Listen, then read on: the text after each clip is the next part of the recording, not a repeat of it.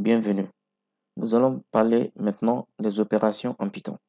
Dans la précédente vidéo, nous avons vu les variables et vous savez maintenant comment déclarer une variable en Python. Vous devez savoir en Python, les opérations peuvent inclure des calculs mathématiques. Ne vous inquiétez pas si vous n'êtes pas fort en mathématiques, c'est juste des calculs basiques, d'accord?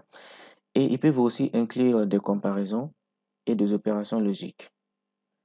Il existe plusieurs types d'opérations en Python. Dans un premier temps, nous allons voir les opérateurs arithmétiques, d'accord? Les opérateurs arithmétiques effectuent des calculs mathématiques comme l'addition, la soustraction, et puis la multiplication, la division euclidienne, etc.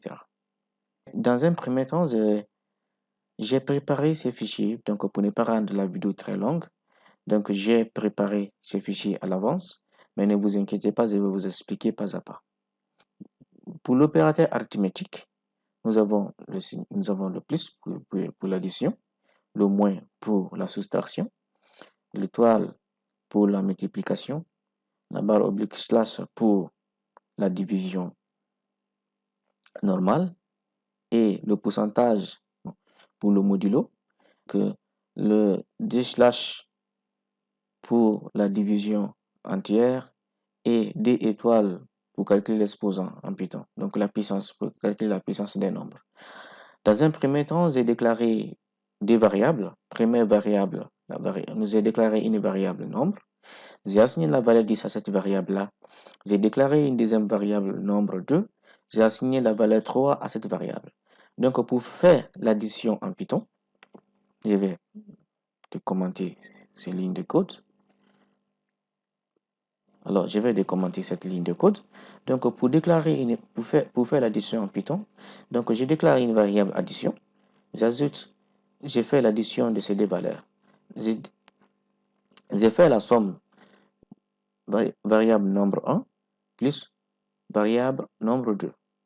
Lorsque j'exécute mon code, donc à la sortie, je vais avoir la valeur 13 parce que la valeur du nombre 1 est égale à 10 et la valeur du nombre 2 est égale à 3. Lorsqu'on fait la somme, donc on aura 10, on aura 13 comme résultat. Alors, pour faire l'addition, je vais commenter cette ligne. Alors, pour faire la soustraction, rien de compliqué. On suit le même processus. Je déclare une variable soustraction. Je fais la somme du variable nombre, je fais la soustraction du variable nombre 1 moins variable nombre 2.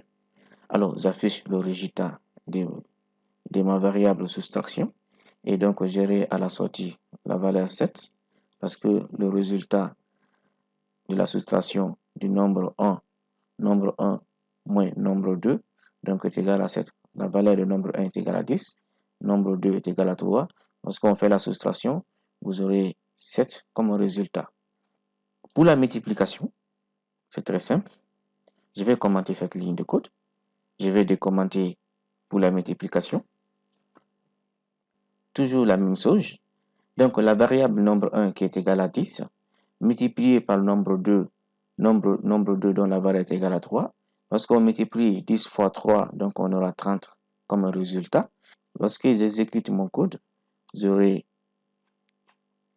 30 comme résultat de la multiplication. Alors, donc le résultat de la multiplication, c'est 30. Pour la division, pour faire la division normale des deux nombres en Python, donc on utilise ce symbole slash, d'accord? Je vais décommenter cette ligne de code, la division. Donc pour faire la division, on fait nombre 1 divisé par nombre 2. Et lorsque on affiche le résultat, la division normale retourne toujours un nombre flottant. Non. Donc lorsque j'exécute cette ligne de code, j'aurai toujours comme résultat 3,33. D'accord? Donc comme résultat de la division normale. Alors, pour la division modulo, le modulo donc, permet de retourner le reste de la division des deux nombres. Lorsque je décommente cette ligne de code, nombre 1 dont la valeur est égale à 10 divisé par nombre 2 dont la valeur est égale à 2. Donc lorsque j'exécute cette ligne de code, donc vous aurez le reste de la division du nombre de 10 divisé par 3. Vous aurez comme résultat 1. Donc, j'aurai comme reste de la division 1. Donc, vous aurez 1 comme résultat.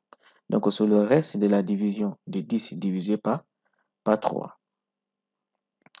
Alors, pour faire aussi la division entière, pour retourner le résultat de la partie entière d'une division, on utilise des slash. D'accord? Je vais décommenter cette ligne de code.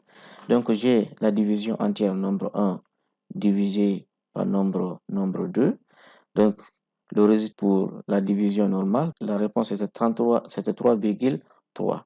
Lorsqu'ils exécutent cette ligne de code, donc le résultat sera 3. Donc, il va me retourner la partie entière de la division. Alors, donc le résultat, c'est 3. Donc, j'ai cliqué plusieurs fois. Donc, c'est pour cette raison que j'ai 3, 3, 3. Donc, le reste, le résultat, c'est 3. Donc, il va me retourner la partie entière de la division. Alors, pour calculer l'exposant en Python, donc je vais commenter cette ligne de code. Je vais venir pour calculer l'exposant, d'accord, la puissance, par exemple, d'un nombre. Donc, on utilise des signes d'étoile. Donc, la valeur qui sera élevée en puissance et la valeur de la puissance. La valeur de nombre 1, c'est 10. Et la valeur de nombre 2, c'est 3. 10 exposant 3, donc c'est 10 fois 10 fois 10. Donc c'est 1000. Donc lorsque j'exécute cette ligne de code, vous aurez comme résultat 1000. Alors, ne vous inquiétez pas, je vais vous montrer aussi comment faire. Il y a une autre manière. On va utiliser le module maths en Python. Donc, je vais vous montrer ça un peu plus tard. Donc, on peut faire aussi, donc ça, c'était l'opérateur arithmétique.